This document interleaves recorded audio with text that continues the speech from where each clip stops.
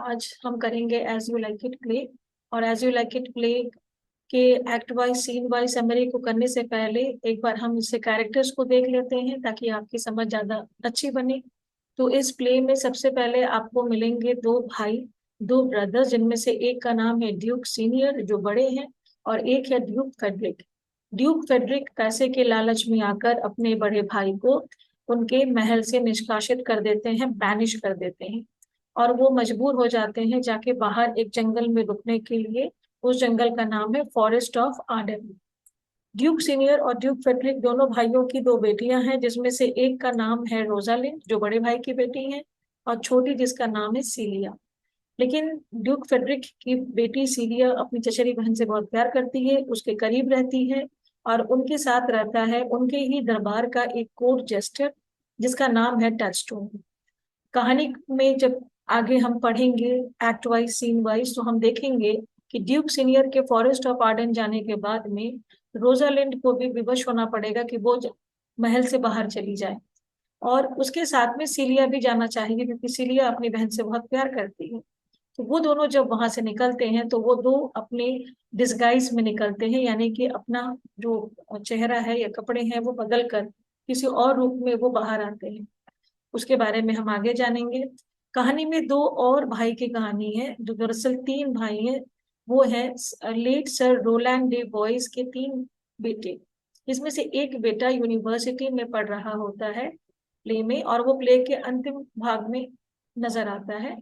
और दो मुख्य तौर से जो भाई साथ में होते हैं उसमें से एक का नाम होता है ओलिवर डे बॉयज और दूसरा है ओरलैंडो डे बॉयज। और उनका जो मझला भाई है जेक्स डे बॉयज, या जेकस भी हम कहीं कहीं इसका उच्चारण देखेंगे प्ले में एज अ राइम। तो जेकस डे बॉयज यूनिवर्सिटी में पढ़ाई कर रहा है। ओलिवर डे बॉयज बड़ा बेटा है परिवार का, लेकिन वो बड़ा भाई होने का फर्ज नहीं निभाता है, और ऑरलैंडो डे बॉयज को वो ना तो वो एडुकेशन देना चाहता है ना ही उसे संपत्ति देना चाहता है।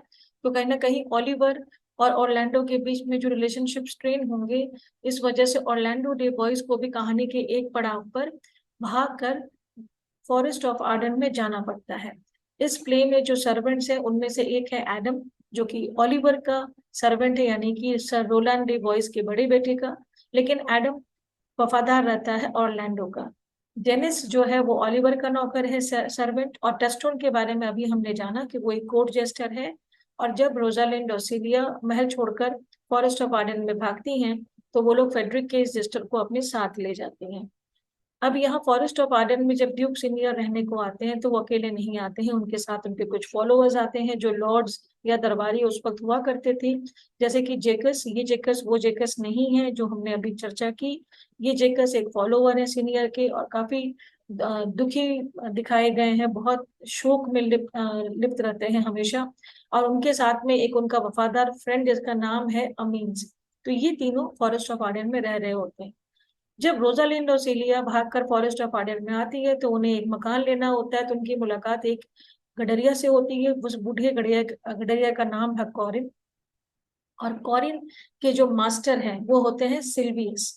तो सिल्वियस एक मकान उन्हें बेच देता है, और रोजालिंड और सीलिया वहां पे दूसरे एक भाई बहन के रूप में रहते हैं, बहरूपी के रूप में, जिसमें रोजालिंड बन जाता है भाई और खुद का नाम दिखा बताता है गैनीमीड। और सीलिया बहन के रूप में रहती है और खुद का नाम बताती है एलियाना। तो फॉरेस्ट ऑफ आर्डन में जो भी लोग उनसे पहली बार मिलते हैं वो उससे गैनीमीड यानी एक लड़के के रूप में, और एलियाना यानी कि सीलिया एक बहन के रूप में उनसे मिलती है। इसके अलावा कुछ और नाम जो प्ले में हम देखेंगे वो है सर ओलिवर मार्टेक्स, जो कि एक क्लर्जीमैन है या कह सकते हैं पादरी है, जो कहानी में शादी विवाह के दौरान जो भी चीजें होंगी उसमें वो आएंगे। चार्ल्स नाम का एक रेसलर है, कुश्ती करने वाला, जो कि ड्यूक फेडरिक के कोर्ट में रहेगा, और उसकी लड़ाई ऑरलैंडो से होगी एक पल में जाकर। उसके अलावा में एक गॉड ऑफ मैरिज की बात भी की गई है, जिसको हम लोग देखेंगे हाइमन की रूप से। रोजालिंड और सीलिया जब टस्टोन के साथ फॉरेस्ट ऑफ आर्डन में जाके रहते हैं, तो वहां पे टस्टोन की मुलाकात एक बकरी चराने वाली से हो जाती है, इसका नाम है ऑड्रे। और टचस्टोन उसके प्यार में पड़ जाता है। तो टचस्टोन और ऑड्रे के बीच का रिलेशन जो है, इसमें एक और व्यक्ति है विलियम, जो वो भी ऑड्रे से प्यार करता है, लेकिन टचस्टोन और ऑड्रे के बीच में रिलेशनशिप डेवलप होता है। और सिल्वियस, जिस शेफर्ड की बात हमने की, जो कॉर्डिन का मालिक था और जिसके घर में दोनों रुके थे, गैनीमेड बनकर रोजालिंड और एलियाना बनकी सीलिया, वो प्यार करता है एक और शेपर्डेस जिसका नाम है फीबी। लेकिन फीबी जब रोजालिंड को गैनीमेड के भेष में देखती है तो वो उसके प्यार में पड़ जाती है, लेकिन अंत तक में उनकी जोड़ी नहीं बनती है जब उसे पता चलता है गैनीमेड एक लड़का नहीं बल्कि वो लड़की है। अब हम लोग एक्ट वाइज और सीन वाइज समरी को पढ़ेंगे और समझने का प्रयास करेंगे। Act 1, scene 1। The play opens with a dialogue between Orlando and Adam. तो पहले हम रिकॉल कर ले कैरेक्टर मैप से कि ऑरलैंडो और एडम कौन है। तो सर रोलैंड डी बॉयज जो कहानी में अब मृत हैं, उनके जो 3 बेटे हैं उनमें से सबसे छोटे बेटे का नाम है ऑरलैंडो, और उनका जो बड़ा बेटा है ऑलिवर, उसका नौकर है एडम। लेकिन ये दोनों में एक अच्छी दोस्ती है, छोटे बेटे ऑरलैंडो में और उनके बड़े बेटे का नौकर एडम में। तो प्ले में एक्ट 1 सीन 1 में इन दोनों के बीच में बातें हो रही है और वहां पे ये प्ले स्टार्ट होता है। Orlando is the youngest son of Sir Roland D. Boyce, and Adam is a loyal servant who has been serving the family for many years. तो हमने अभी डिस्कस किया कि ऑरलैंडो सबसे छोटे बेटे हैं सर रोलैंड डी बॉयस के, और एडम जो है वो एक बहुत ही वफादार नौकर है, उस परिवार में बहुत सालों से सर्व कर रहा है। अब ऑरलैंडो एडम से कहता है कि उसके जो बड़े भाई हैं ओलिवर, वो किस तरह से उनके साथ में दुर्व्यवहार कर रहे हैं। Orlando is seen telling Adam that he has been ill treated by his eldest brother Oliver, और उनके पिता ने जो भी उसके लिए पैसे छोड़े थे ऑरलैंडो के एडुकेशन के लिए, वो सारी चीजें जो जिम्मेदारी है वो ऑलिवर उठाने को तैयार नहीं है। ना तो वो उसकी रिस्पॉन्सिबिलिटी लेना चाहता है और ना ही उसे वो पढ़ाना लिखाना या एडुकेट करना वो चाहता है। और इसी दौरान हमने जो बात की कि जेकस डे बॉयज नाम का जो मजला लड़का है वो उस वक्त यूनिवर्सिटी में पढ़ाई कर रहा था और ऑलिवर उसकी एक प्रॉपर वे से देखभाल कर रहा था। And for some strange reason उसे लग रहा था ऑरलैंडो की कुछ तो कारण है जिस वजह से मेरे जो बड़े भाई हैं he has a grudge against me, यानी कि कहीं ना कहीं उनको मुझसे कोई परेशानी है। तो ऑरलैंडो एडम से कह रहा है कि मैं इसके खिलाफ प्रोटेस्ट करूंगा, मैं इसके खिलाफ मैं आवाज उठाऊंगा।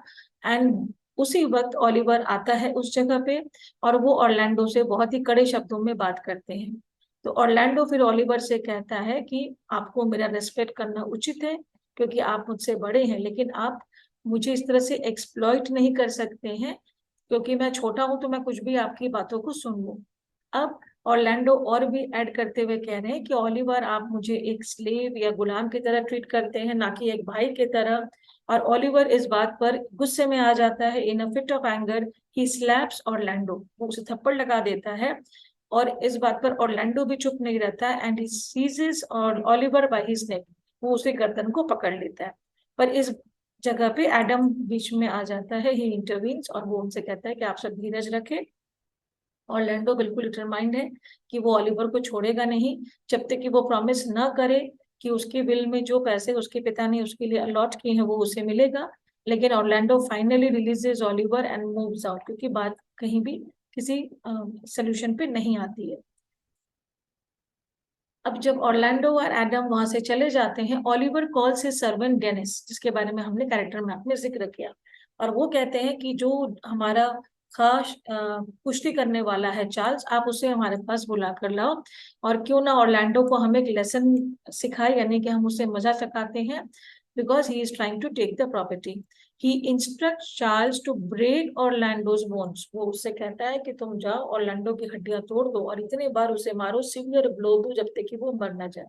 तो इस वक्त में चार्ल्स उसे एक इंफॉर्मेशन देता है, एक खबर सुनाता है जो हमने पढ़ा ड्यूक सीनियर और ड्यूक फेडरिक के बारे में। वो कहते हैं कि फेडरिक जो यंगर ब्रदर है ड्यूक सीनियर के, उन्होंने थ्रोन को हड़प लिया है, यूजर्प्ड द थ्रोन, उन्होंने थ्रोन को हड़प लिया है। और सीनियर ड्यूक जो है वो जा चुके हैं फॉरेस्ट ऑफ आर्डन में एग्जाइल पे, उनके साथ 3 या 4 जो उनके फेथफुल लॉर्ड्स हैं, दरबारी हैं, वो उनके साथ गए हैं। And then he assures Oliver, Charles जो रेसलर है वो अश्योर करता है ओलिवर को कि मैं अच्छे से सीवियर थ्रैशिंग के साथ में ऑरलैंडो को मैं खत्म कर दूंगा। और वो कहाँ होने वाली थी वो कुश्ती की मैच? ड्यूक के ही पैलेस लॉन में, यानी कि ड्यूक फेडरिक के लॉन में उस कुश्ती के मैच का आयोजन होना था। ये कहकर चार्ल्स निकल आता है। And now Oliver now expresses his feelings for Orlando. अब यहाँ पे ओलिवर बताता है कि उसे आखिर ऑरलैंडो से क्या परेशानी है। He hates Orlando because Orlando is loved by all, क्योंकि सभी लोग बहुत प्यार करते हैं, चाहते हैं, ऑरलैंडो को पसंद करते हैं। तो ये जिस कहीं ना कहीं वजह से ओलिवर के जलन का, ईर्ष्या का कारण बन रहा था। He has superior strength and although never schooled it, he is well informed and cultured. वो बताता है कि जो ओलिवर है उसके, जो ऑरलैंडो है सॉरी, कि उसके पास बहुत ताकत है, और यद्यपि मैंने कभी स्कूल उसे नहीं जाने दिया, लेकिन उसके पास बहुत जानकारी होती है और काफी जेंटलमैन या वो कल्चर वे में काम करता है। इस तरह से एक्ट 1 यहाँ खत्म हो, एक्ट 1 और सीन 1 यहाँ खत्म होता है। इस तरह से एक्ट 1 और सीन 1 यहाँ खत्म होता है। अब सीन 2, अब ये सीन 2 है ड्यूक फेडरिक के पैलेस का, जहाँ की ड्यूक सीनियर जो बड़े भाई हैं ड्यूक फेडरिक के, उनकी बेटी रोजालैंड वहां बहुत दुखी होकर बैठी है अपनी बहन सिलिया के साथ में, और सिलिया उसे ट्राई कर रही है चीयर अप करने का, और उसे आश्वासन देती है कि जब मेरे पिता नहीं रहेंगे after our father's death, I will return the kingdom to your father. मैं अंकल को ये सारी चीजें वापस कर दूंगी। और फिर सीलिया ये भी कहती है कि लेडी फॉर्च्यून जो है ना, हमारी जो किस्मत है वो बहुत अनजस्ट होती है, पार्शियल होती है, स्पेशली वुमेन के केस में ऐसा होता है कि वो ब्लाइंड हो जाती है, शी सर्टेनली। सीलिया फिर रिप्लाई करती है कि लेडी फॉर्च्यून इतनी अनजस्ट है कि वो,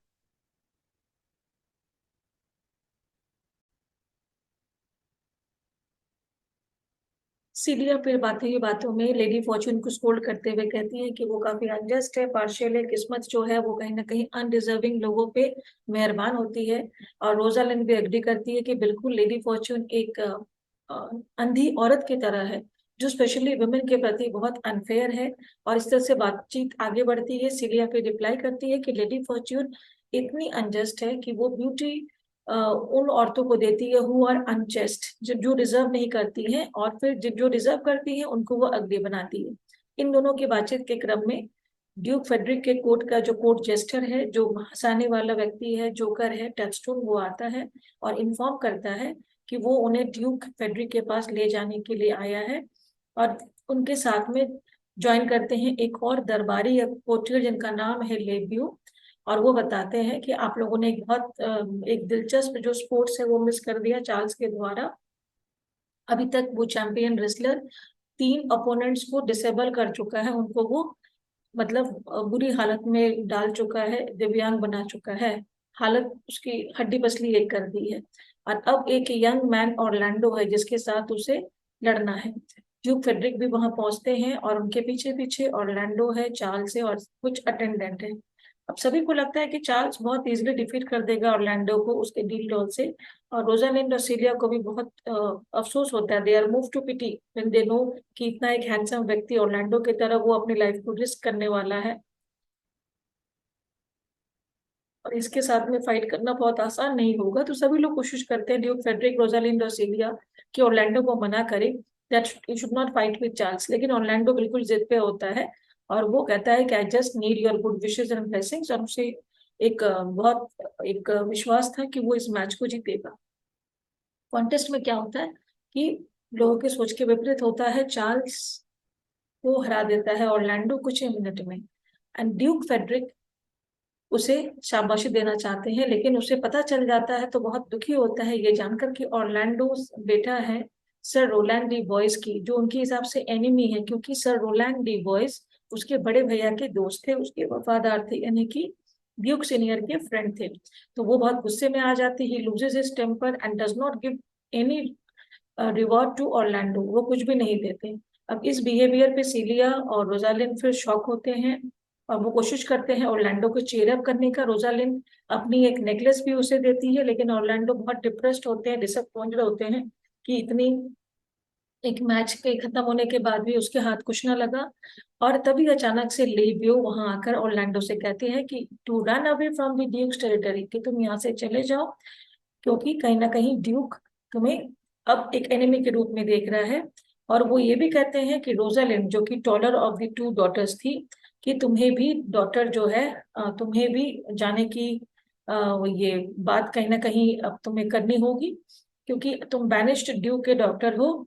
और तुम चूंकि उसके साथ बात कर रही हो तो कहीं ना कहीं वो भी फेडरिक है। He also tells him that among the two ladies, the taller one is the daughter of the banished duke. तो वो ऑर्लैंडो के बताते हैं लेब्यू की आप जिनसे बातें कर रहे हैं उसमें जो लंबी है वो बैनिश्ड ड्यूक सीनियर ड्यूक की बेटी है, और दूसरी है अभी की जो ड्यूक है प्रेजेंट ड्यूक ड्यूक फेडरिक की। और वो ये इन्फॉर्म करते हैं ऑर्लैंडो के that Celia Duke Frederick's daughter is of a noble nature and she loves her cousin Rosalind immensely. तो इतनी जानकारी ओरलैंडो लेता है and Orlando leaves the place thinking heavenly about Rosalind. उसके मन में बहुत अच्छे अच्छे विचार होते हैं, कहीं ना कहीं रोजालिंड की अच्छी मधुर यादें होती हैं। अब एक्ट 1 के सीन 3 में हम आते हैं। यहाँ पे ये सीन दिखा रहा है ड्यूक फेडरिक के पैलेस में रोजालिंड और सिलिया आपस में बातचीत कर रहे हैं। रोजालिंड ऑर्लैंडो के लिए अपना प्यार एक्सप्रेस करती है, और दोनों जैसे ही बातचीत कर रहे होते हैं the door is flung open, दरवाजा खुलता है एंड ड्यूक फेडरिक एंटर्स। वो बिल्कुल गुस्साए तमाए से होते हैं, his eyes are full of anger and he orders Rosalind to leave the court. And ये भी कहते हैं कि अगर तुम 20 माइल्स ऑफ द कोर्ट के आसपास भी दिखाई थी तो मैं मार दूंगा and I have just given you 10 days। तो रोजालिंड अपनी गलती जानना चाहती है, तो she says that she has been loyal to the duke all the time, कि मैं तुम्हें हमेशा मैंने वफादारी की है, तो फिर आप मुझे क्यों यहाँ से हटा रहे हैं।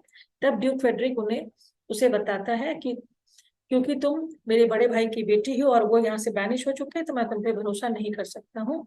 अब सीलिया इंसिस्ट करती है कि वो उसके साथ जाएगा, तो ड्यूक पैट्रिक अपने बेटे को एक फूल खिलाते हैं कि मूर्ख हो, और वो वहां से निकल जाते हैं। ड्यूक कमरे से बाहर जब जाता है सीलिया डिसाइड करती है कि वो भी रोजालिंड के साथ जाएगी, और वो कहते हैं कि हम दोनों ही जाते हैं और अपने अंकल जो ड्यूक सीनियर है उन्हें हम ढूंढते हैं फॉरेस्ट ऑफ आर्डन में। लेकिन निकलते वक्त में रोजालिंड कहती है कि मैं I will dress up as a man, जो हमने देखा एनिमेट के नाम से। एंसिलिया ने कहा कि मैं थोड़ा सा अपना फेस को ब्राउन कर लूंगी कलर में, और मैं अपनी अटायर को एक गरीब लड़की के भेस में आ जाऊंगी। तो जो टॉलर रोजालिंड थी उसका नाम पड़ गया गैनीमेड सबके लिए, और सीलिया जो थी उसका नाम पड़ गया एलियाना, और दोनों ही भाई बहन के रूप में वहां से निकले। वो अपने साथ में टस्टोन जो फूल था उसे ले जाने में सफल हो जाते हैं और कुछ ज्वेल्स और गोल्ड ले लेते हैं, और जैसे ही सही समय मिलता है दे लीव द पैलेस।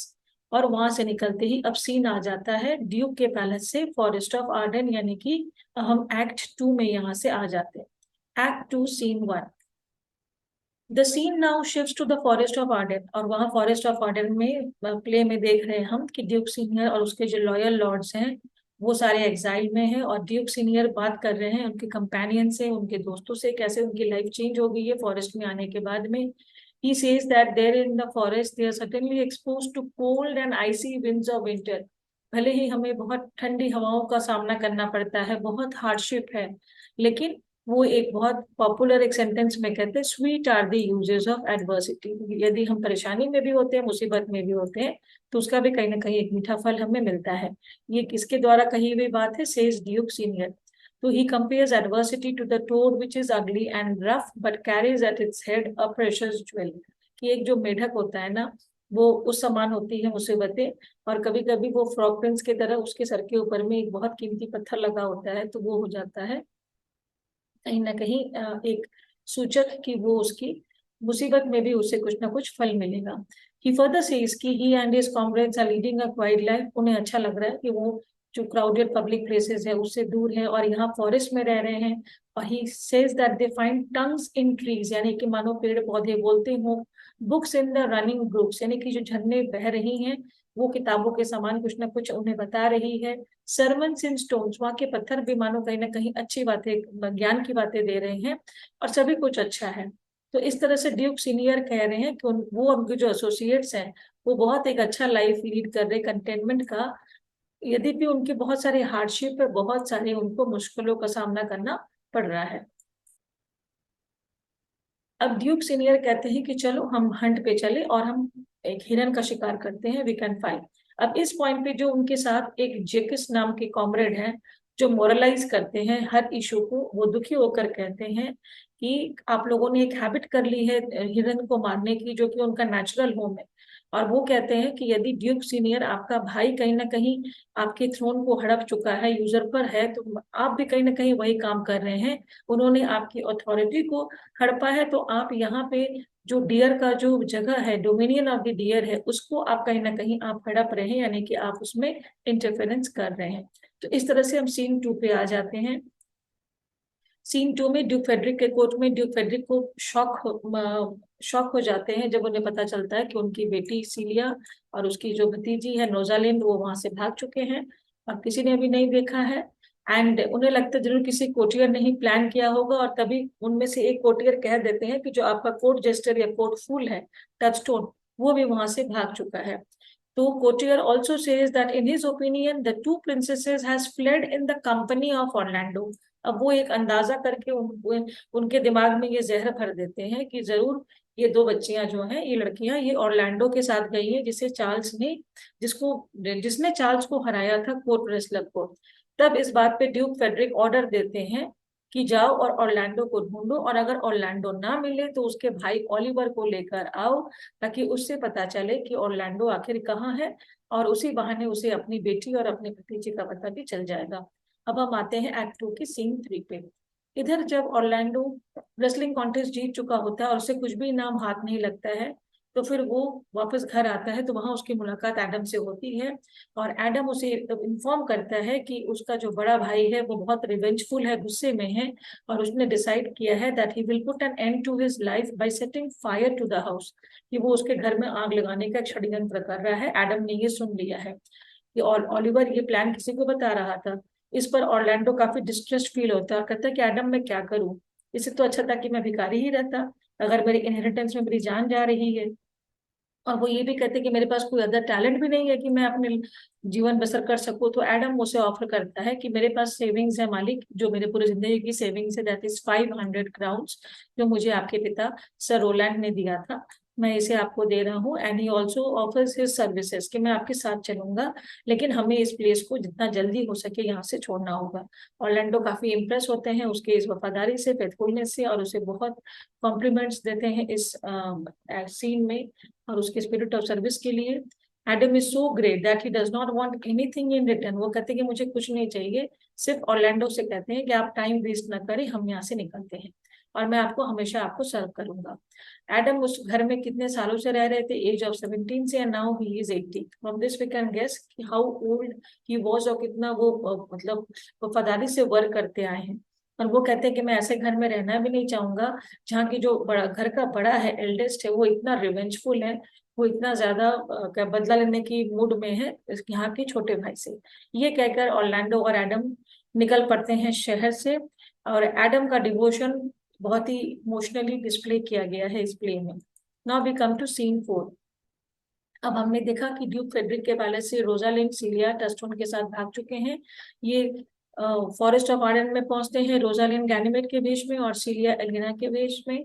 काफी देर चलने के बाद में दे आर वेरी टायर्ड, और वो एक फॉरेस्ट में पेड़ के नीचे वो सो जाते हैं। तभी वहां पे दो शेपर्ड्स आते हैं, जिसमें से एक का नाम है कॉरिन और दूसरे का नाम है सिल्वियस। ये दोनों सीन में आते हैं। अब उन्हें ये नहीं मालूम होता है कि वहां पे रोजालिंड, सीलिया और टचस्टोन मौजूद हैं, वो सो रहे हैं, वो आपस में बात कर रहे होते हैं।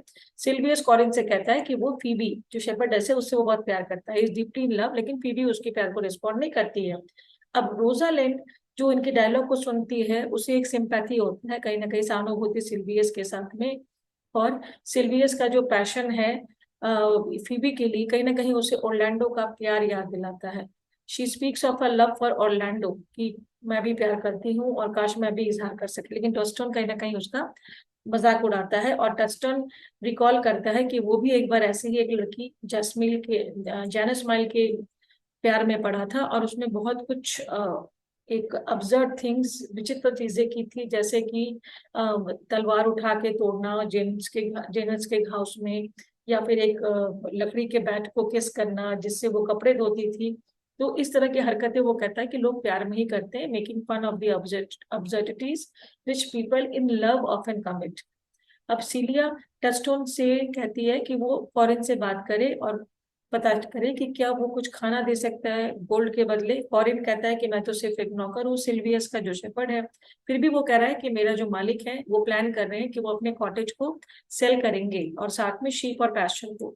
तो रोजालिंड डिसाइड करती है ठीक है हम इसे परचेस कर लेंगे, खरीद लेंगे, और कॉरिन तुम भी हमारे सर्विस में रह जाना। तो कॉरिन उसके प्रपोजल को एक्सेप्ट कर लेता है। इस तरह से रोजालिंड, सिलिया और टचस्टोन कॉरिन के ही मालिक के घर में वहां फॉरेस्ट ऑफ आर्डन के बाहरी इलाके में रहने लगते हैं, and they find shelter, food and identity as shepherds. अब एक्ट 2 के सीन 5 में हम आते हैं। इस सीन में फिर हम आ जाते हैं ड्यूक सीनियर के पास में, जो उसी जंगल में रह रहे हैं, और वहां पे उनके साथ में बातें कर रहे हैं एमियंस, उनका जो एक लॉर्ड है, और एक जेकस जो बहुत ही दुखी आत्मा की तरह हमेशा हर चीज को लेता है। अब एमिन से गाना गा रहा होता है, एंड विच ग्रेटली प्लीजेस जेकस, उसे बहुत अच्छा लगता है। वो एमिन से कहता है कि आप इसे गाते रहो। And a picture of the merry and careful life of the Duke and his followers in the forest is portrayed here. चारों ओर आग के चारों बगल वो बैठे हैं, और अमीन से एक बहुत फेमस लिरिक गाता है जो थॉमस हार्डी के नॉवल की हमें याद दिलाती है, अंडर द ग्रीनवुड ट्री, और वो फॉरेस्ट लाइफ को प्रेज करता है। अब जेकस इस पे बहुत सिर्फ इंटरेस्टेड है, तो उसकी मेलानकली में, उसके दुख में उसे प्लेजर पसंद नहीं है। सॉन्ग उसे अच्छी लगती है, लेकिन वो कहता है कि इस तरह से थैंक यू बोलना और ये सब चीजें मीनिंगलेस है, फॉर्मल है। फिर अमीन्स गाने को एंड करता है, and who are not ambitious to a happy and contented life in the open, वो कहता है कि जो नहीं खुश है उसके लिए वो भी सही, और जो खुश है वो भी सही। और जेकस कहीं ना कहीं उसके गाने का पैरोडी बनाता है, और और बताता है कि कैसे एक बहुत बड़ी गलती की ड्यूक ने अपने ड्यूकडम को डिजर्ट करके, यानी कि अपने ड्यूकडम को छोड़कर इस फॉरेस्ट में आके रहने का निर्णय लेकर। तो यहाँ पे इस शॉर्ट सीन में अमीन्स और जैकस का जो कॉन्ट्रास्टिंग कैरेक्टर्स है वो दिखाया गया है, जिसमें से एक अमीन्स जो है वो पेस्टोरल लाइफ को बहुत अप्रिशिएट करता है, और वहीं पे जेकस इस तरह के गांव की लाइफ को बहुत वो क्रिटिसाइज करता है कि ये सही नहीं है। अब एक्ट 2 के सीन 6 में हम आते हैं। ऑरलैंडो और एडम अपने शहर से निकल चुके हैं, और वो भी आ जाते हैं कहाँ, फॉरेस्ट ऑफ आर्डन में। इस लंबी यात्रा के बाद एडम बहुत थक चुका है, बिकॉज वो बूढ़ा था, और एडम बिल्कुल बेहोशी के कगार पे था, he was about to fade. तो एडम को ये खाना दिलाने के लिए ऑरलैंडो ट्राई करता है कंफर्ट करने का, और कहता है कि मैं कुछ ना कुछ खाना तुम्हारे जरूर लेकर आऊंगा। And he urges Adam to cheer up, कि वो थोड़ा सा हौसला रखे, वो हिम्मत रखे, और वेट करे उसका पेशेंटली, ताकि वो जाकर उसके लिए कुछ ले सके। और वो उसे अश्योर करता है that he will not let Adam die of starvation, कि मैं तुम्हें भूख के कारण मरने नहीं दूंगा। और वो भोजन की तलाश में निकल चुका है। अब एक्ट 2 के सीन 7 में यहाँ पे फॉरेस्ट ऑफ आर्डन में ही ड्यूक सीनियर और उसके जो कंपेनियंस है वो एक साथ बैठे हुए हैं भोजन पे, और सभी वहां मौजूद है एक्सेप्ट जेकस। तभी ड्यूक पता करते हैं कि जेकस कहाँ गया। तो एक लॉर्ड बताता है कि अभी तो जेकस यहाँ ही था, he was enjoying Amiens song. और ड्यूक सीनियर काफी सरप्राइज होते हैं, क्योंकि उन्हें लगता है कि अचानक से ये बंदा कहाँ से म्यूजिक को प्यार करने लगा, जबकि इतना एस्टोनिशिंग है। और तभी जेकस वहां पहुंचता है, वो बताता है कि वो एक फूल क्लाउन से मिला फॉरेस्ट में, जो डेफिनेटली टचस्टोन था, और उसने कहा कि उसके पास बहुत ज्ञान है, नॉलेज है और इंफॉर्मेशन है, और वो कहीं का दरबारी है, और काश मैं भी उसकी तरह बन सकता।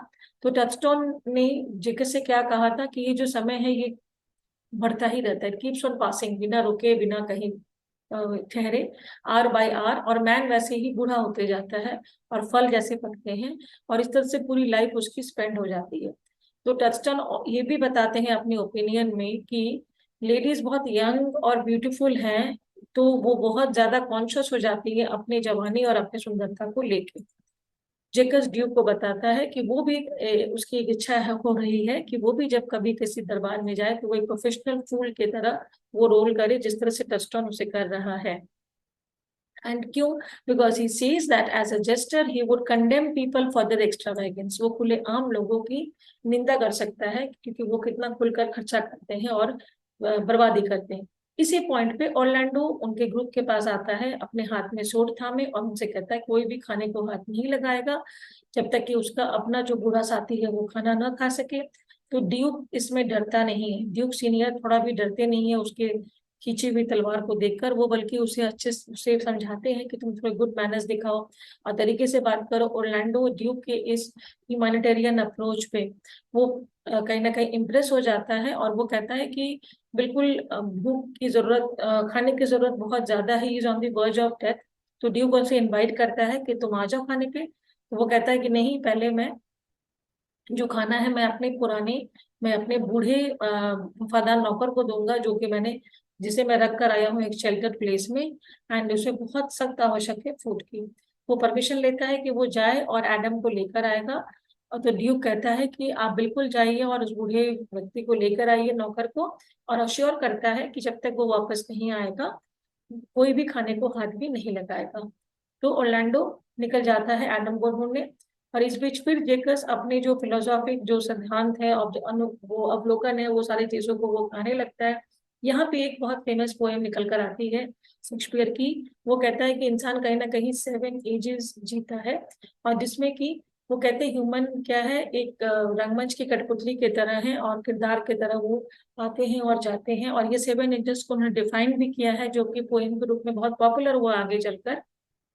कि सबसे पहले इंसान छोटा सा एक नन्हा सा गोद में बच्चा होता है, जो नर्स के गोद में रो रहा होता है। और फिर वो एक स्कूल बॉय के रूप में बढ़ता है, जिसके पास किताबें हैं और ब्राइट मॉर्निंग फेस, बिल्कुल चमकता हुआ चेहरा लेकर वो स्कूल की ओर जा रहा है, लेकिन उसकी बहुत इच्छा नहीं है। और फिर वो उसके बाद की स्टेज में वो एक लवर के रूप में दिखता है, जो कि कविताएं पढ़ रहा होता है अपनी प्रेमिका के लिए। और अगले स्टेज में फिर वो एक सोल्जर है, जो कि कस्में लेता है कि वो अपने देश की सेवा करेगा। और इसके बाद वाले स्टेज में वो एक मजिस्ट्रेट दिखता है, और जो बहुत समझदार हो चुका है, और उसकी जो बातें हैं उसमें काफी सारी प्रोवर्ब्स यूज होती हैं, और उसके रिमार्क्स बहुत विटी हैं, बहुत तेज है। 6 स्टेज में वो बताता है कि मैन अब ग्रेजुअली बूढ़ा हो रहा है, तो लीन एंड थीन उसका शरीर ढल रहा है, और वो चश्मा पहना हुआ है। और फाइनल पार्ट में वो बूढ़ा व्यक्ति, उसकी दांत चली गई है, यानी कि उसकी आंखें चली गई हैं, और उसकी याददाश्त भी, जिसे वो सा आई सा टीथ करके वो डिस्क्राइब करते हैं पोएम में। अब इस 7 एजेस ऑफ मैन के बारे में चर्चा होने के बाद ऑर्लैंडो वापस आता है एडम के साथ में। ड्यूक सीनियर उसे इनवाइट करते हैं, और जब वो लोग एक साथ खाना खा रहे होते हैं तो ड्यूक सीनियर अमिन से रिक्वेस्ट करते हैं कि वो गाना गाए। तो अमिन कौन सा गाना गाते हैं? ब्लो ब्लो दाओ विंटर विंड। दाओ इज एन ओल्ड इंग्लिश, यानी कि तुम, विंटर विंड। और इस सॉन्ग में बहुत सारे प्रैक्टिकल विजडम और कमेंट्स है। और जब एमिन्स गाना गा रहे होते हैं, रैंडम खा रहा होता है, तब ऑर्लैंडो ड्यूक को बताता है कि वो late sir Rowland de Boys के बेटे हैं। तो ड्यूक बहुत खुश होते हैं, क्योंकि उनको मालूम था कि सर रोलैंड उनके एक बहुत ही खास दोस्त थे, इंटीमेट फ्रेंड थे, और एक लॉयल कोर्टियर या दरबारी भी थे। तो Orlando is now heartily welcome to Duke Senior's banquet. वो कहते हैं कि अब तुम्हारा और भी ज्यादा अधिक स्वागत है हमारे इस भोजन में। अब हम आते हैं एक्ट 3 के सीन 1 में। The scene brings us back to Duke Frederick's court. वापस ड्यूक फेडरिक के कोर्ट में ओलिवर को लाया गया है फेडरिक के ऑफिसर्स के द्वारा, और फेडरिक क्वेश्चन करता है कि ऑर्लैंडो कहाँ है। तो ओलिवर बताता है कि उसे बिल्कुल नहीं पता उसका भाई कहाँ है। और वो ये भी कहता है कि मैं कभी भी अपने भाई से प्यारी नहीं किया, I never loved my brother before. But Duke Frederick is not prepare to listen to such excuses. वो बिल्कुल भी कुछ भी एक्सक्यूज सुनने के मूड में नहीं है, और उसे लगता है कि जो ऑर्लैंडो का बड़ा भाई है ओलिवर, वो मुझे मूर्ख बना रहा है, he is trying to befool him. तो ड्यूक फेडरिक उसे ऑर्डर करते हैं कि यदि तुम अपने भाई को 12वें महीने तक, 12 मंथ तक मेरे पास लेकर नहीं आते, तुम्हारी जो इंटायर प्रॉपर्टी है और जो वेल्थ है वो सारी सीज हो जाएगी, and you will lose it for ever, it will be forfeited. अब हम आ जाते हैं एक्ट 3 के सीन 2 में। फॉरेस्ट ऑफ आर्डन में ऑर्लैंडो के पास कोई काम नहीं है, तो वो अपना समय बिताता है कविताएं लिखकर, राइटिंग वर्सेस। किसके नाम से? रोजालिंड्स की सुंदरता पे। वो कहीं ना कहीं वो पंक्तियां लिखता है, और उन कविताओं को वो पेड़ों पे टांग देता है। और वो साथ ही साथ रोजालिंड का जो नाम है ना, वो पेड़ों पे वो फेंकता है। He carves the name on the bark of trees.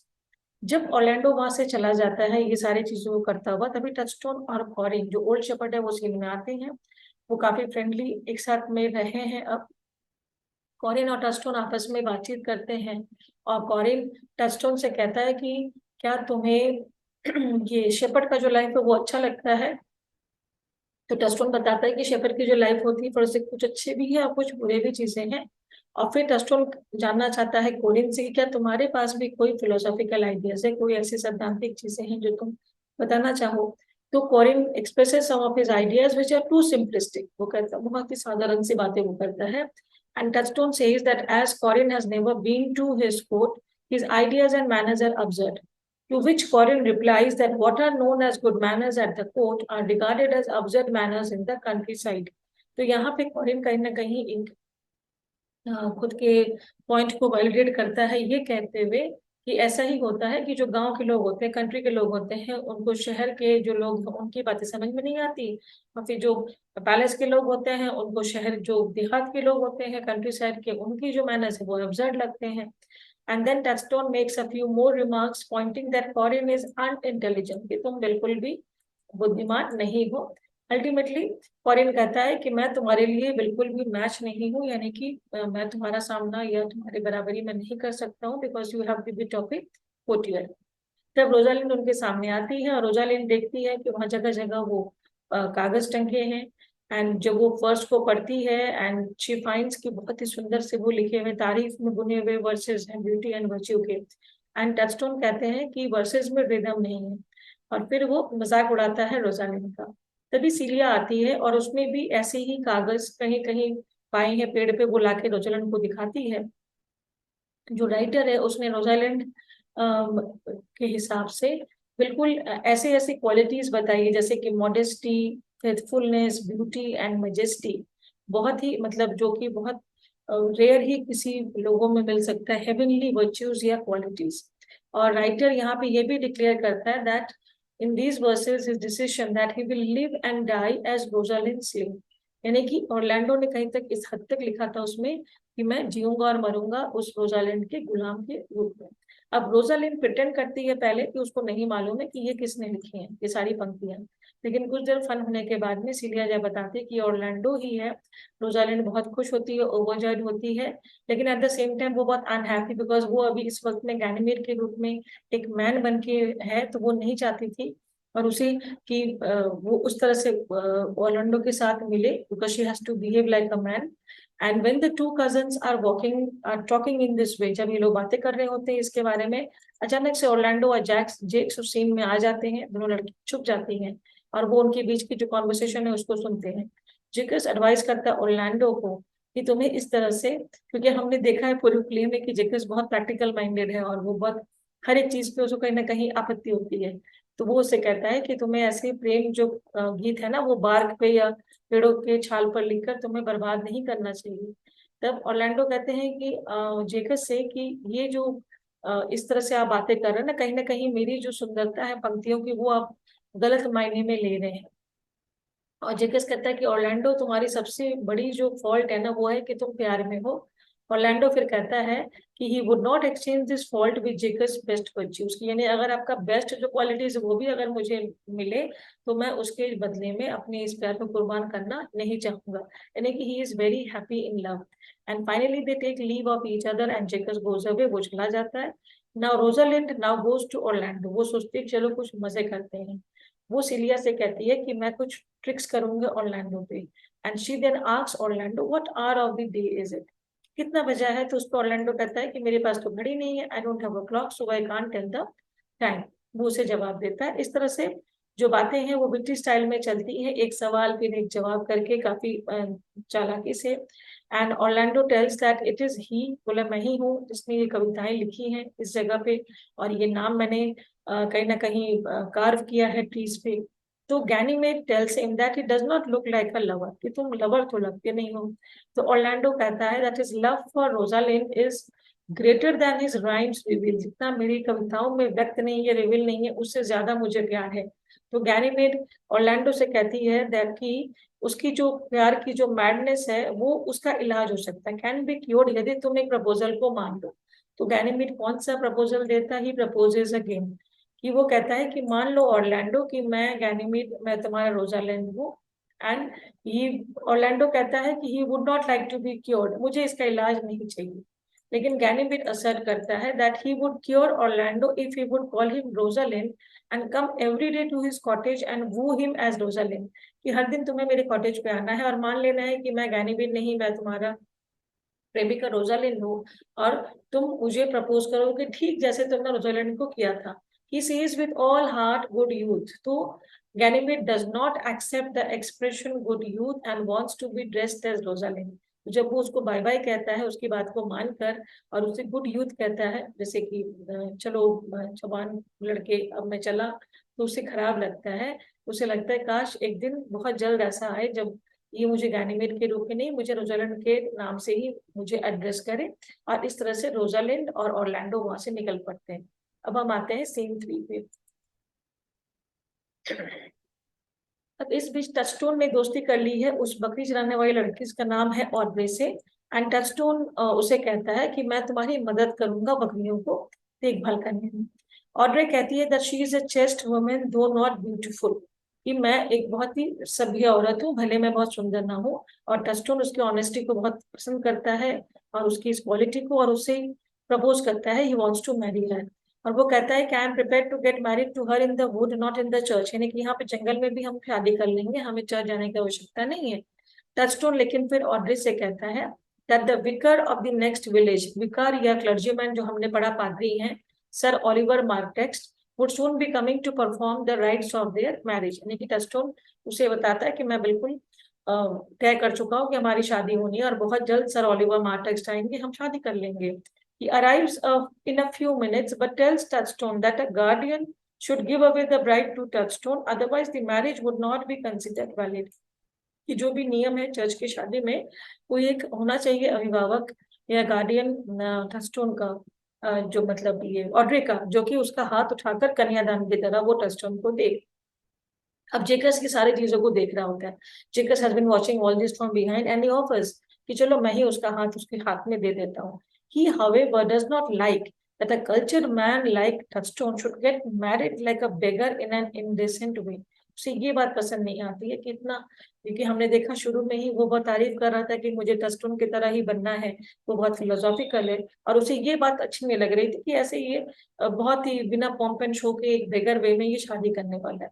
And Touchstone too would not like to take her from anyone as a gift, और टचस्टोन को भी इच्छा नहीं थी कि ऑड्रे को वो इस तरह से किसी के हाथ से दान करवाए या गिफ्ट के रूप में ली। तो वो क्या करते हैं, टचस्टोन के एडवाइस पे वो प्रीस्ट को डिसमिस कर देते हैं कि तुम जाओ। And Jaques assures him that he would have Touchstone married in a proper manner by a proper priest, कि चिंता मत करो, मैं बहुत जल्दी तुम्हारी शादी एक तरीके से, एक बढ़िया तरीके से एक पादरी के प्रेजेंस में मैं करवाऊंगा। तो इस तरह से ये सीन 3 खत्म है। अब सीन 4 में हम आ रहे हैं एक्ट 3 के। रोजालिंड और सीलिया और दोनों बातें कर रहे हैं इस सीन में ऑरलैंडो के बारे में। रोजालिंड बहुत सैड है और सीलिया से कहती है कि she feels like crying because Orlando has not come as per his promise, क्योंकि ऑरलैंडो ने कहा था कि मैं घर पे आऊंगा और मैं तुम्हें प्रपोज करूंगा, जो उसने कहा था हर दिन तुम्हें करना होगा। तो सीलिया उसे मजाक में कहती है कि ऑरलैंडो एक हिपोक्रिटिकल लवर है, यानी कहीं ना कहीं वो धोखा देगा। वो ये भी कहती है रोजालिंड से that Orlando is working as an attendant, तुम्हें ये पता है कि नहीं कि वो किसके साथ रह रहा है, ड्यूक सीनियर के साथ में। तो रोजालिंड फिर अपने कजन को बताती है that she also happened to meet her father yesterday by chance and had even a dialogue with him, कि मेरे पिता से मैं मिली और मैंने उनसे बातचीत भी की, लेकिन चूंकि वो गैनीमेड की शक्ल में थी, उसके पिता ने उसे नहीं पहचाना। And it has to be kept in mind कि ऑल दिस वो कैसे हो रहा था जब रोजालिंड डिस्गाइज में है। और इनकी इस बातों के दौरान ही फॉरेन आते हैं और proposes to take Rosalind and Celia to witness a love scene between Sylvius and Phoebe. वो कहते हैं आओ मैं तुम्हें दिखाता हूँ, मिलाता हूँ दो जोड़े से, जो सिल्वियस शेपर्ड है जिसके घर में वो लोग घर खरीद के वो लोग रह रहे थे, और फीबी जो उसकी जिसे वो चाहता था।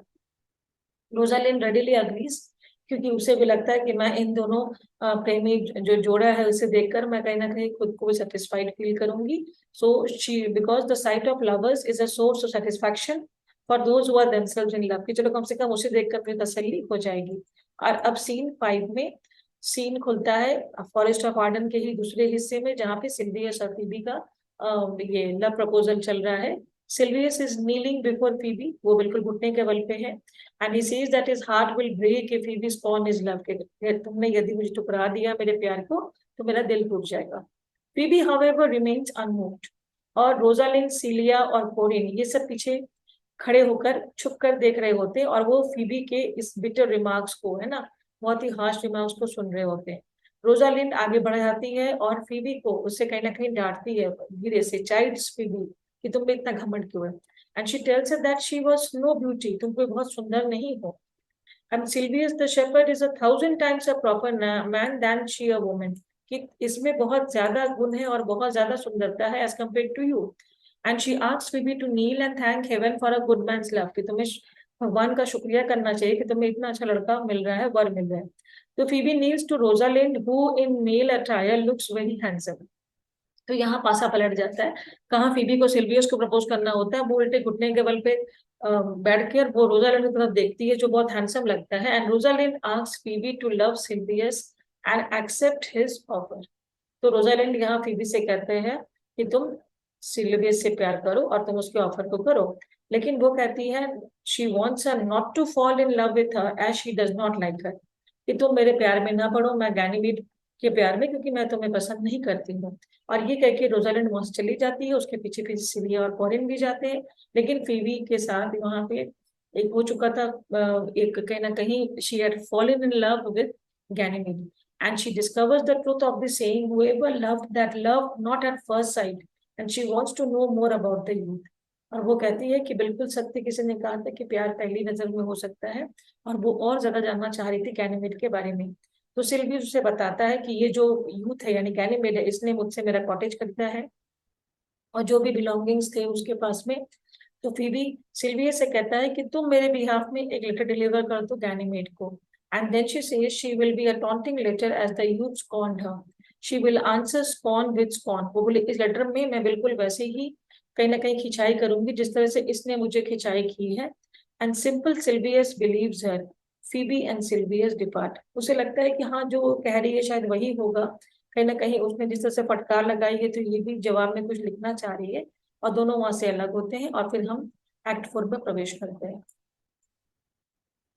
अब एक्ट 4 में Jaques and Rosalind they meet in the forest by chance. अब जेकस कौन है, ड्यूक सीनियर के कोटियर हैं और रोजालिंड उसकी बेटी है।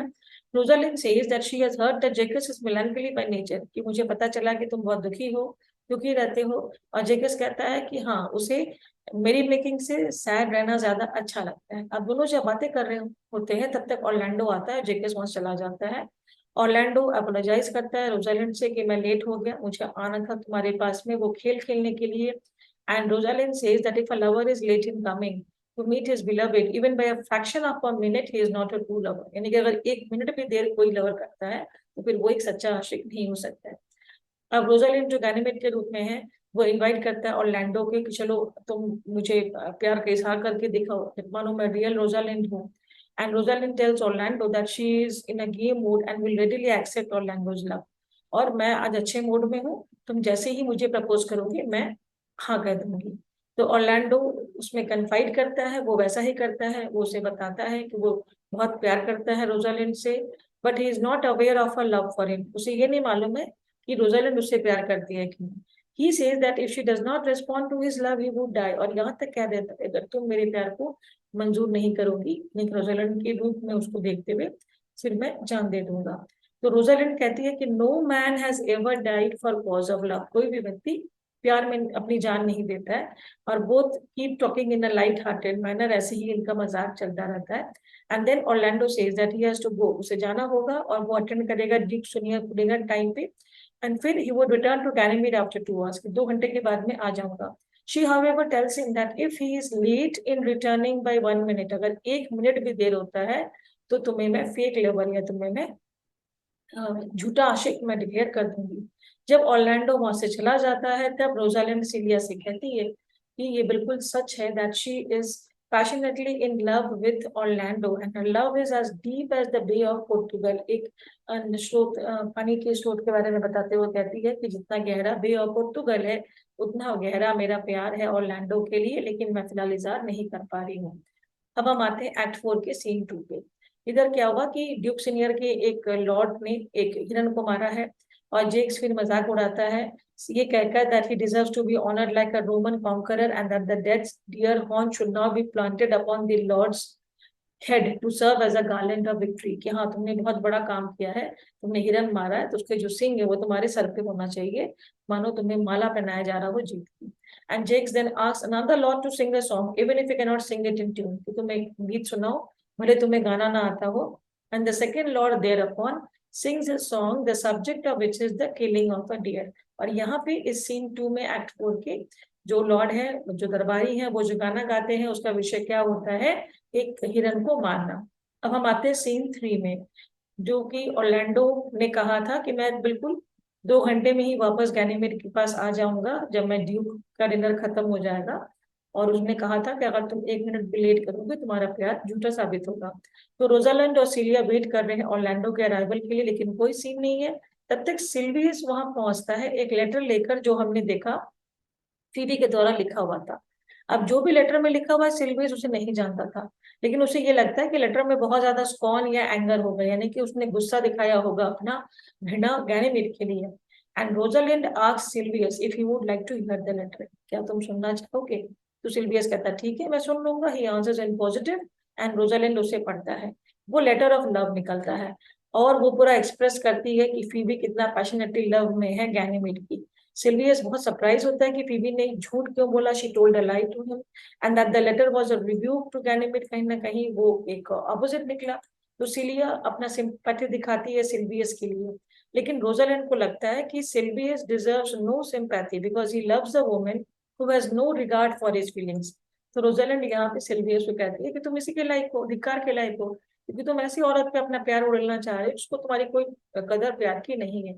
तो फिर वो रिप्लाई लिखती है फीबी के नाम से that if Phoebe wants Ganymede's love, she should respond to the love of Silvius। अगर तुम चाहती हो कि मैं तुमसे प्यार करूं या तुमसे मैं सहानुभूति रखूं, तो तुम्हें बदले में सिल्वियस से प्यार करना होगा। अब यहाँ पे इस सीन 3 में अचानक से ऑर्लैंडो को खोजते खोजते उसका जो भाई ऑलिवर है वो सीन में आ जाता है। वो कहता है that he has been sent by Orlando who could not come to Ganymede as he had promised।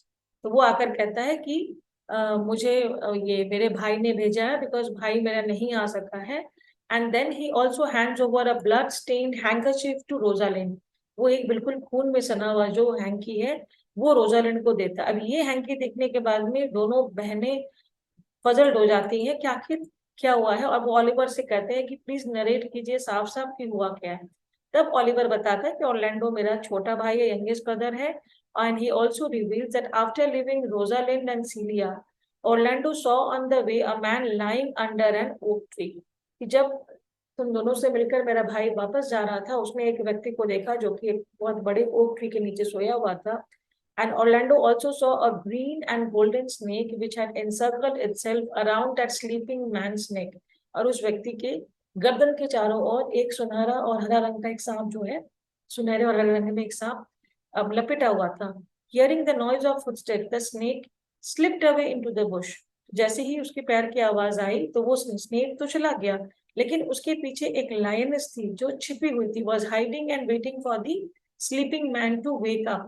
On approaching the man who lay asleep under the tree, Orlando was surprised because वो व्यक्ति जिसके गले में सांप लपेटा हुआ था और जिसके कहीं ना कहीं वेट में एक लाइनेस थी, वो और कोई नहीं उसका भाई ऑलिवर था।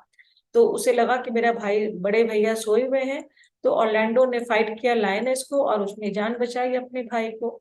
Orlando could not have let the lioness kill Oliver who was responsible for Orlando's present predicament। तो उसके मन में ये भी था कि मैं इतने आसानी से लायनेस को इसे मारने नहीं दे सकता हूँ, इसके वजह से आज मेरी ये हालत है। But being generous and forgiving, Orlando ने सेव कर लिया अपने बड़े भैया के लाइफ को उस अटैक से, और दोनों भाई के बीच में रिकंसिलिएशन हो गई, दोनों के संबंध मधुर हो गए। ऑलिवर को उसने इंट्रोड्यूस किया ड्यूक सीनियर को, उसने वेलकम किया बिकॉज वो भी बेटा था सर रोलैंड का। ऑलिवर ने कन्फेस किया कि that the brother who was after the life of Orlando, मैं वही भाई था जो उसके जान के पीछे हाथ धो के पड़ा था।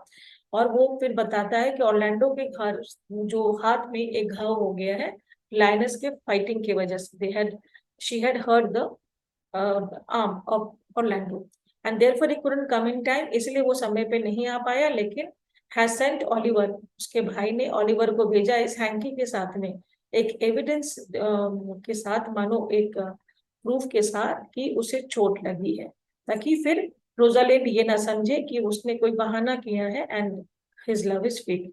On listening this story and on learning that Orlando has been wounded, Ganymede से रहा नहीं गया और गैनीमेड फेंट हो जाती है। उसे बुरा भी लगता है कि ये अपने प्यार को प्रूव करने के लिए सद तक गया। फिर वो वापस कॉन्शियसनेस में आती है, ऑलिवर उसे चीयर अप करता है। ये सीन बहुत इंपॉर्टेंट है बिकॉज फॉर 2 रीजंस। एक तो है कि ओलिवर फॉरेस्ट ऑफ आर्डन में आया है इस सीन में, और साथ ही साथ उसकी कहीं ना कहीं जो रिलेशन है वो बेटर हो जाती है, रिकंसाइल हो जाती है ऑरलैंडो के साथ में। अब हम आ जाते हैं एक्ट 5 में। एक्ट 5 के सीन 1 में हमने अर्लियर सीन में क्या देखा था कि जेकस ने टस्टोन से कहा था कि तुम प्लीज अपनी शादी को अभी तो पोस्टपोन कर दो। एक तो है कि तुम एक अच्छे फैमिली को बिलोंग करते हो और तुम्हें इस तरह से छुपकर शादी नहीं करनी चाहिए, और तुम्हें मैं एक बेटर लिस्ट दूंगा एज कम्पेयर टू जो तुम पकड़ के लाए हो sir Oliver Martext. But Audrey is quite eager to get married to Touchstone, वो बिल्कुल चाहते कि मैं शादी कर लूं। अब Touchstone however assures that they would get married soon, वो कहता है कि आप धीरज रखो ऑड्री, मैं आपसे शादी करूंगा। तभी एक और व्यक्ति आता है सीन में जिसका नाम हमें कैरेक्टर में आपने देखा था, विलियम, और वो क्लेम करता है कि ऑड्री ने प्रॉमिस किया है मुझसे वो शादी करेगी।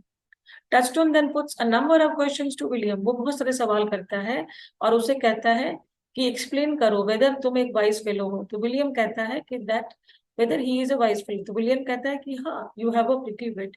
And then Touchstone repeats the saying, जो अनदर फेमस सेइंग है, the fool that thinks he is wise and the wise man knows himself to be a fool. यानी कि जो बुद्धिमान होता है वो खुद को मूर्ख समझता है और जो मूर्ख है खुद को बुद्धिमान समझता है। इस तरह की बातों में विलियम हार जाता है इसके बैटल ऑफ विट में, इसके इस लड़ाई में। एंड टचस्टोन उसे कहता है कि तुम यहाँ से जाओ। तो Audrey too asks William to leave them and William goes away. तो विलियम का जो एंट्री है कुछ पल के लिए, फिर वापस वो वहां से रिट्रीट हो जाता है। अब नेक्स्ट सीन में ओलिवर इन्फॉर्म करता है अपने भाई से कि वो भी प्यार में पड़ गया है and he has fallen in love with cilia, जिसे उसने एलियन के रूप में देखा था, और सिलिया भी उससे प्यार कर रही है। लेकिन ओलिवर नहीं जानता था ट्रू आइडेंटिटी क्या कि दोनों ये कौन है। And both wish to marry each other and Oliver wants Orlando support कि तुम हमारी सपोर्ट करो, मैं इस लड़की से शादी करना चाहता हूँ। ओलिवर ये भी कहता है कि मुझे वापस नहीं जाना है और वो सारा जो प्रॉपर्टी है लेट फादर का वो अपने भाई के नाम से कर देगा। एंड आफ्टर मैरिंग सीलिया या एलियाना जिसके नाम से वो जान रहा था, वो क्या उसकी इच्छा थी कि वो फॉरेस्ट ऑफ गार्डन में ही रह जाए और एक शेपर्ड का लाइफ लीड करे। ऑरलैंडो रेडिली हाँ कर देता है and says that the marriage should take place the very next day, अगले ही दिन मैं आपकी शादी का इंतजाम करता हूँ भैया। और वो कहते हैं कि आपकी शादी में मैं ड्यूक सीनियर और उसके जितने भी दोस्त हैं उन्हें मैं इनवाइट करूंगा कि आओ मेरे भाई की शादी है। ऑलिवर अब वहां से निकलता है एलियाना को बताने कि उसके भाई ऑरलैंडो ने अप्रूवल दे दिया है शादी का। तब तक रोजालिंड आती है ऑरलैंडो को देखने, क्योंकि उसे मालूम था कि उसने उसे लायनेस ने अटैक किया है, एक वुंड दिया है, वो काफी कंसर्न एक्सप्रेस करती है। And he says that he has been wounded by the eyes of a lady Rosalind. और फिर वो वहां पे एक प्रेमी के रूप में कहता है कि ये चोट तो कुछ भी नहीं है, मुझे तो किसी की आंखों ने घायल कर दिया है। It is to be kept in mind that even at this time Rosalind is disguised as a man. इस वक्त भी वो कौन है? गैनीमेड है। ओलैंड अपनी फीलिंग शेयर करता है Orlando about Oliver Eliana marriage with Rosalind. And he says that although he is very happy that his brother is going to get married, yet he feels sad कि उसकी जो love है Rosalind है वो fulfil नहीं हुई। Rosalind फिर उसे कंसोल करती है एंड कहती है that a learned musician has been teaching her magic since she was 3 years old, कि मैं 3 साल की उम्र से मैजिक सीख रही हूँ और वो उसके नॉलेज ऑफ मैजिक को यूज करेगी, मतलब वो इन जादू को यूज करेगी कि रोजालिंड उसके पास वापस आ जाए। ऑरलैंडो उसकी बातों को हाफ बिलीव करता है और हाफ डिसबिलीव करता है, लेकिन रोजालिंड कहती है कि मैं बिल्कुल सीरियस हूँ and she means what she says. वो कहता है तुम भी रेडी हो जाओ, कल तुम्हारे भाई के साथ साथ तुम्हारी भी जो प्रेमिका है वो आ जाएगी। अब यहाँ पे सिल्वियस और फीबी सीन में आते हैं। Phoebe sees that it is most ungentlemanly on Ganymede's part। अब वो कहती है कि गैनीमेड ये बिल्कुल अच्छा नहीं किया तुमने कि तुमने लेटर में जो भी चीज लिखा तुमने सिल्वियस को बता दिया। तो रोजालिंड फीबी से कहता है कि फीबी तुम्हें सिल्वियस के जो भी फेथफुलनेस है वो इतना लॉयल है वो तुम्हें वैल्यू करना चाहिए और कितना वो प्यार करते हैं। तब सिल्वियस कहती है that is love for Phoebe is all passion all Adoration all humility and all purify all purity. तो सिल्वियस फिर दोबारा से अपने प्यार का इजहार करता है फीबी के लिए एंड फीबी फिर कहती है कि इसके बदले में मेरा जो भी प्यार है वो गैनीमेड के लिए बिल्कुल वैसा ही है, पूरी पैशनेटली अडोर कर रही हूँ। अब इस पर ऑरलैंडो इंटरवीन करता है कि और कहता है कि रोजालैंड के लिए मेरा प्यार है बिल्कुल इसी टाइप का प्यार है जो बिल्कुल पैशनेट है, ह्यूमिलिटी है, अब रोजालिंड तब फीबी, सिल्वियस, ऑरलैंडो सभी से कहती है कि तुम सब आकर मिलो अगले दिन ओलिवर और एलियाना की शादी में, और वो प्रॉमिस करती है कि सभी लवर्स खुश हो जाएंगे उस वक्त में, और कहीं ना कहीं सबकी जो डिजायर्स है वो पूरी होगी, एंड ये कह के वो डिस्पर्स करते हैं, अलग होते हैं। अब हम आते हैं सीन 3 में। इधर टचस्टोन अश्योर करता ऑड्रे से कि वो भी उसको अगले ही दिन शादी कर लेगा, विलियम को भगा चुका था वो, and Audrey feels very happy and she is in the inmost desire to become a housewife, उसे बनना है एक गृहिणी। अब तभी ड्यूक सीनियर के दो बॉय सर्वेंट या नौकर आते हैं, एंड टचस्टोन उनसे कहता है कि तुम्हें गाना गाओ। They start singing a song about a lover and a sweet heart who are going to get married in the season of spring, and at the end of the song touchstone says that it was a foolish song and he has not liked it, और तुमने जो भी गाना गाया मुझे पसंद नहीं आया, बोले जाओ और अपनी आवाजें ठीक करो, go and mend your voices. अब हम आ गए सीन 4 पे। सारी अरेंजमेंट्स हो चुकी हैं ओलिवर और एलियाना की शादी के लिए, और जैसा कि रोजलिंड ने कहा था सिल्वियस और फीबी को कि आप लोग को आना है। Orlando has also inform Duke senior that a young man Ganymede, वो उसने ड्यूक सीनियर को ये बात बता दी ओरलैंडो ने कि गैनीमेड नाम का एक लड़का ने प्रॉमिस किया है कि वो रोजालैंड को लेकर आएगा और उसे शादी कराएगा। तब रोजालैंड वहां आती है, अभी भी गैनीमेड के भेष में, सिल्वियस और फीबी के साथ में, and Rosalind asks Duke Senior if he is ready to give away his daughter Rosalind to Orlando in marriage in case she is produced before him. तो वो पहले उनकी अनुमति मांगती है कि क्या ड्यूक सीनियर अपनी बेटी की शादी इससे करना चाहेंगे। तो Duke Senior gives his whole hearted consent कि बिल्कुल मैं दिल से मैं इस मैच को स्वीकार करता हूँ। And Ganymede then makes Phoebe repeat her promise that in case Phoebe refuses to marry Ganymede, she would have no objection in marrying Sylvius.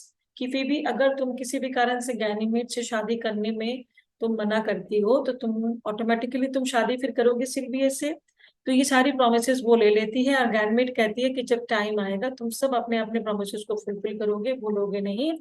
और गैनीमेड जो रोजालिंड है वो उनकी कंपनी से कुछ पल के लिए चली जाती है। अब ड्यूक सीनियर ओरलैंडो से कहते हैं कि ये जो गैनीमेड है ना, इसके जो फीचर्स है ना, ये मेरी बेटी से बहुत मिलते हैं। ओरलैंडो कहता है कि उसने भी ध्यान दिया लेकिन उसने डिसमिस कर दिया कि आखिर एक लड़की जो वहां रहती है एक महल में, वो एक फॉरेस्ट बॉर्न की तरह कैसे आएंगी। एंड जब उस लड़के ने ये कहा कि was taught magic by his uncle who lives in this forest, तो उसको और यकीन हो गया कि ये महलों में जन्मी लड़की नहीं है। अब टचस्टोन और ऑड्रेस सीन में आते हैं, और जेकस इंट्रोड्यूस करता है टचस्टोन को ड्यूक सीनियर से, एंड कहता है कि ये फूल क्लेम कर रहा है कि वो कभी आपका भी कोटियर हुआ करता था। To prove the truth Touchstone says that he has participated in the dances of the court. वो बताता है क्योंकि आपको याद होगा कि ड्यूक सीनियर और ड्यूक फेडरिक दोनों भाई थे, और ड्यूक फेडरिक ने कब्जा किया था ड्यूक सीनियर के कोर्ट पे। तो वो उसे याद दिलाता है कि मैंने डांस किया था, and that he had known how to flatter a lady, that he had been dealing with friends in a diplomatic manner। वो सारी बातों को याद करवाता है कि मैं कैसे आपके दोस्तों से मैं बातें करता था, उनसे मैं डील करता था, और कैसे महिलाओं को मैं इम्प्रेस करता था। And that he had ruined 3 tailors by not paying the bills, क्योंकि उसने बिल नहीं दिए थे किसी टेलर के। And that he had 4 quarrels and was very close to fighting a duel during one such quarrel. और जब उसका झगड़ा किसी से हो रहा था तो वो बिल्कुल एक तलवार युद्ध करने के लिए रेडी हो गया था ड्यूएल के लिए। तो इस तरह से in other words he is in a way satirising the conduct of the courtiers. वो सारी बातों को बता रहा है ताकि उनको याद आए। अब Touchstone then says that he is going to marry Audrey. ये लड़की है जो पुअर है, अगली है, लेकिन वो उसकी है, she is no matter how ugly, and but she is very chaste, वो बहुत सिंपल है, अच्छी है। And Duke senior sees that Touchstone is a quick witted man, कि सही में इसके बुद्धिमत्ता का जवाब नहीं है, जिसका स्टाइल ऑफ टॉकिंग बहुत ही अच्छा है। अब जेके टचस्टोन से कहता है ये कि कैसे तुमने अवॉइड किया ड्यूएल को जो तुमने अभी रेफर किया। तो टचस्टोन कहता है that quarrel between him and the other courtier has assumed serious proportions till it reached the stage of what might be called the lie circumstantial। तो वो कहता है कि एक ऐसा पड़ाव पे हमारा झगड़ा पहुंचा जहां के लगा कि सर्कमस्टेंस के वजह से कहीं ना कहीं एक क्रिएट हो रहा है। And fortunately the quarrel had not gone beyond the stage of lie direct, वो एक हद को पार नहीं किया। एंड टचस्टोन कहता है that even when the quarrel has reached the last name the actual fight may be avoided by the use of the word if, नहीं यदि। तो कहीं ना कहीं वो बहुत विटी वे में कह रहा था कि यदि इंसान चाहे तो वो मुसीबतों को इस तरह से आड़े वो मतलब मना कर सकता है। On one occasion, says Touchstone, even 7 magistrates had failed to put an end to a quarrel between 2 courtiers. 2 courtiers ऐसे थे जिनके बीच में 7 जजेस मिलकर भी उनके झगड़े को सुलझा नहीं सके. लेकिन one of the courtiers used the word if the quarrel was immediately settled. और बोले जैसे ही मैंने if का प्रयोग किया कोर्टियर ने, उनका मामला सुलझ गया. और क्या था वो? if one of the quarreling man just said, उसने क्या कहा? If you said so, then I also said so. यदि तुमने ये कहा तो फिर मैंने भी ये कहा. और इसी बात पे उन लोगों ने हाथ मिलाया था. And they had sworn brothers. तो इस तरह से वर्ड इफ को पीस मेकर कौन बताता है इस सीन में? वो टचस्टोन बताता है.